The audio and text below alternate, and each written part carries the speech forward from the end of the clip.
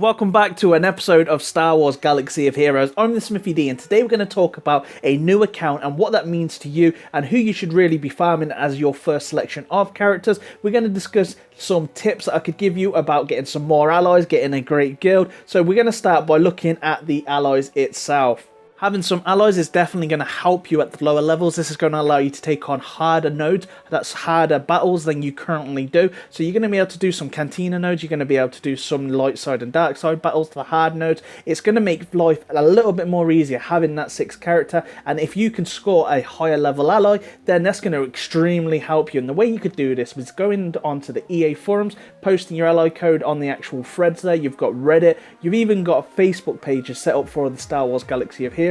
Then on top of that, you've got apps like Line, and you've also got Discord. So this is definitely going to help you with your progression by adding some extra allies that are currently not on your shard or level.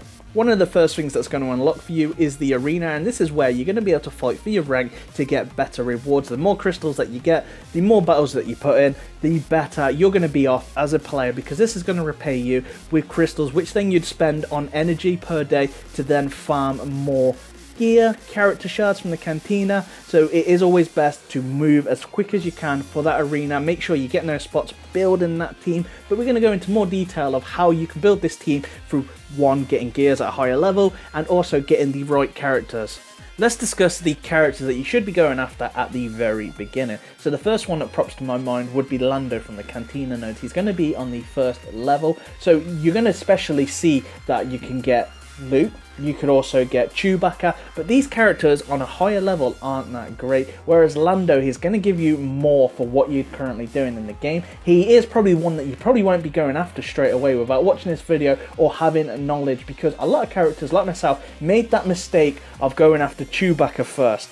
And I went after Chewbacca because I already had him unlocked as a 3-star, and then I got him to a 4-star, 5-star, until I got him to a 7-star. And then I realised that I actually don't use Chewbacca anymore, and I still to this day have stopped using Chewbacca. I haven't even fully maxed him on my main account.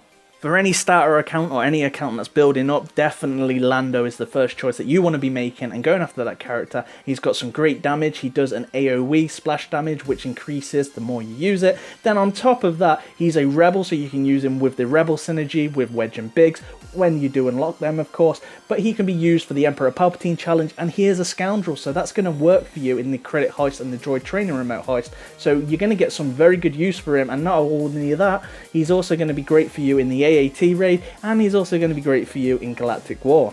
In the arena, you want to be going after another taunt, and that's going to be Stormtrooper Han. Stormtrooper Han, when he taunts, he gives your team turn meter. When he is attacked in taunt mode, he gives your team turn meter, so he's definitely great for the starter collection. Even some now still use Han to this day in their squads at the high levels. And you've also got, he's a rebel again, that's going to go towards the Emperor Palpatine event, and also he's a scoundrel, so again, like Lando, and he gets benefits from a Lando lead with the extra speed. He is definitely worth going after. The two characters that you want to be looking out for and going for from the Cantina shipments is Qui-Gon Jinn and Boba Fett. Both are great characters. I would probably prefer Boba Fett over Qui-Gon Jinn, because at a higher level, even still to this day, Boba Fett had a rework, so he is very good and viable in the arena. You could use him in the raids, you can use him in Galactic War, but Qui-Gon Jinn isn't as important, because he isn't important to you for the rank up until you Omega his basic, which is at a much higher level than you currently are now.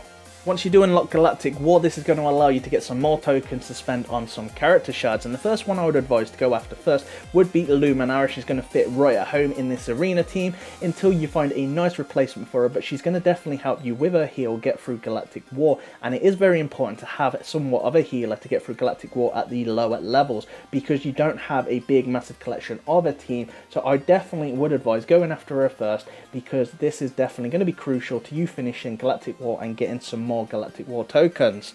As you start progressing your levels, you're going to unlock more of these bundle packs. So straight away, what sticks out to me is this $3.99. So that's $3.99 in my currency, so that's £3.99. So that sticks out to me as a good deal, because I'm going to get a guaranteed character, I'm going to get some crystals, some credits, and a few shards. So hopefully I can score a Count Dooku, because at a lower level, he is probably the better out of the bundle, but it is a selected, so the game is going to select it pretty much for you, which is something I would rather just be able to choose, because I don't really want that disappointment, but it is a low amount for the bundle, so it makes it a little bit worth it for me because of those 500 crystals.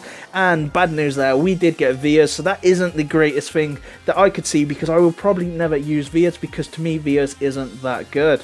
Finding the right guild for you is definitely important as having those allies. The guild is going to be able to give you so much more back, and the best way to find the guild, in my opinion, would definitely be going onto the forums and searching for a guild, putting some posts in the guild section, because this is going to allow you to find one that is suitable for your level and one that is active, that is going to have leaders that you're going to be able to talk with. Some of them use app services like Line and Discord to communicate, some use Facebook chat, some stick to in-game, but it's going to give you more of a one-on-one situation where you're going to be able to talk to your leader. You're going to be able to see if that guild is right for you, instead of just finding a random guild in game where you have no idea what the direction is of that guild.